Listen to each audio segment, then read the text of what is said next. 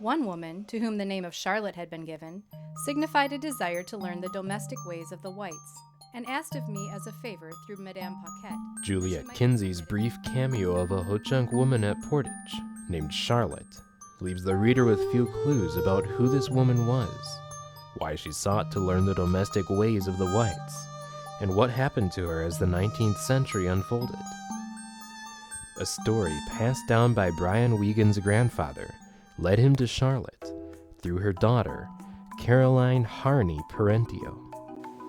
I'm Brian Wiegand. My mother is Lois, was born a Legros. Her dad was Herbert Legros. His dad was Charles Legros.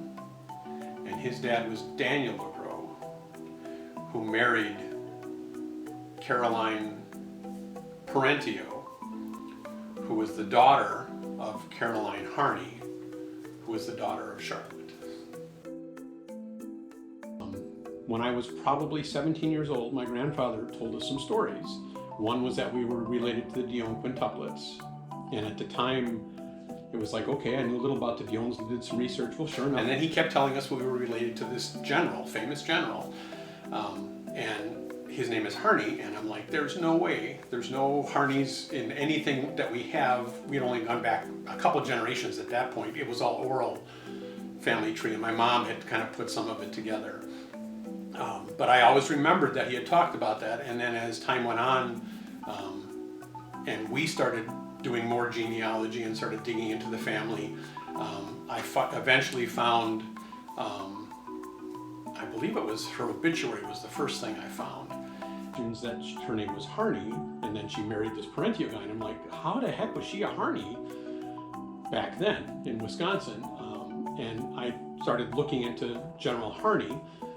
Back then he wasn't a general, but he was a captain, and eventually I found he was stationed in and helped build the fort at Winnebago. And I was like, so he was in Wisconsin. I mean, it still seems very unlikely that this is all going to connect together. And then over the years we kept digging. At some point I found the 1832 treaty, and Caroline's mentioned in the treaty. And Harney signed the treaty. And I'm like, okay, this is... So they gave land to this random girl named Caroline Harney, and it's part of the treaty. His name is Harney, or her name is Harney. There has to be a connection. Back in 1998, which seems forever ago, I got contacted by a guy who was writing a new biography about General Harney. And he actually found letters that Harney had written to some of the lawyers acknowledging her as his daughter. And it was like, okay, so now it's true.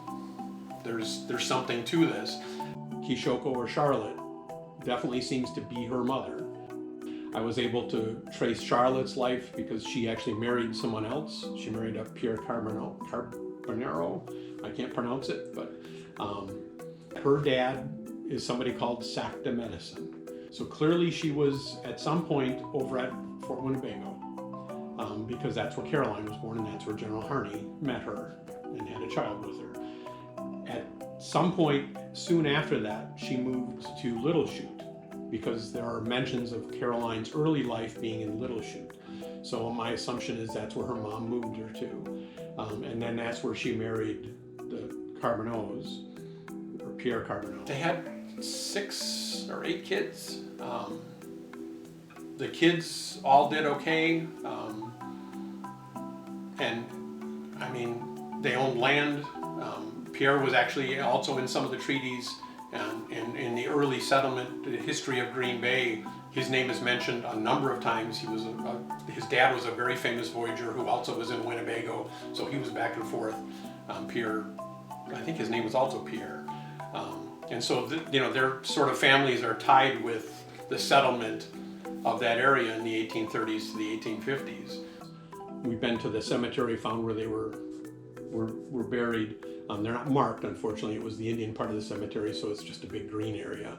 But the records clearly indicate that her and some of her family are buried there. And so again, that sort of turned her into a real person. And that's sort of what this is all about to me. When we research someone or we're looking for someone, when I can make them real, then the history becomes more important. The family tree becomes more important. And I will never forget when we went to Green Bay and saw Caroline's headstone. So we could never figure out where she was buried. We knew Harney was buried in Washington, D.C., had no idea, and eventually found out that she's buried in the Alloway Cemetery, and went up and saw her headstone, and it's like, okay, she was real. You know, she was somebody, because they wouldn't have this big stone thing here if she hadn't been a real person. Caroline also had been married twice, actually. So she first married a guy named La Framboise. So before she married Abraham, she married La Framboise. They had a child. She ended up living in north of Green Bay, up near Escanaba, up in that area, and had a family, and her line sort of continues up there. And then when her husband passed, then she married Abraham Parenteau. But the Parenteau family are also mixed blood families. Their daughter, Caroline, married Daniel Legros, who is from Canada. Again, he's probably not a pure white person. Like Daniel, his dad was Antone, but his wife was Josephette Deschamps, and that family are big voyagers all through Green Bay and all through that area. So again, I think that's how he ended up in Green Bay, is because they were down trading and doing work and stuff. Once you get past that generation though, because then Charles married a lady from Germany. So at that point we sort of stepped out of that, and they were marrying people that they met that had also immigrated to to the States, and that continued. That's a loaded question. So if you look up William Harney, you will find that he is a really good guy and a really bad guy.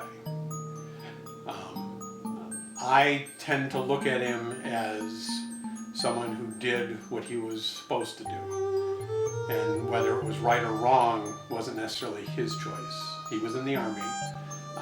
Was born in Tennessee. He actually knew Abraham Lincoln, was friends with Abraham Lincoln, knew Jefferson Davis. If it hadn't been for the fact that he couldn't make up his mind during the Civil War, he probably would have been Ulysses S. Grant. He was that important. So, I mean, like, he was in charge of the Department of the West for a number of years. Almost started a war with England up in Vancouver. He helped root out the Seminoles down in Florida. Again, helped collect and massacre natives. Did some terrible things. There are a number of instances where there are letters he wrote back to Washington where we weren't doing what we were supposed to do based on a treaty that we had signed, and he's like, my name is on that. We promised them that. We need to do what it says in the thing. Talking about Harney, and his good and bad, you can't just whitewash it and say, oh, he was this great guy. No, he did bad things, but he also did good things, and you have to take all of that, To me, it's a mystery, and I like mysteries, and so solving that is part of what it's all about. It's not so much who I find, it's just finding all the little details and turning everybody into somebody real. They're not just a name on a piece of paper. They're not just something in a book. They were real people. They had real lives, did real things.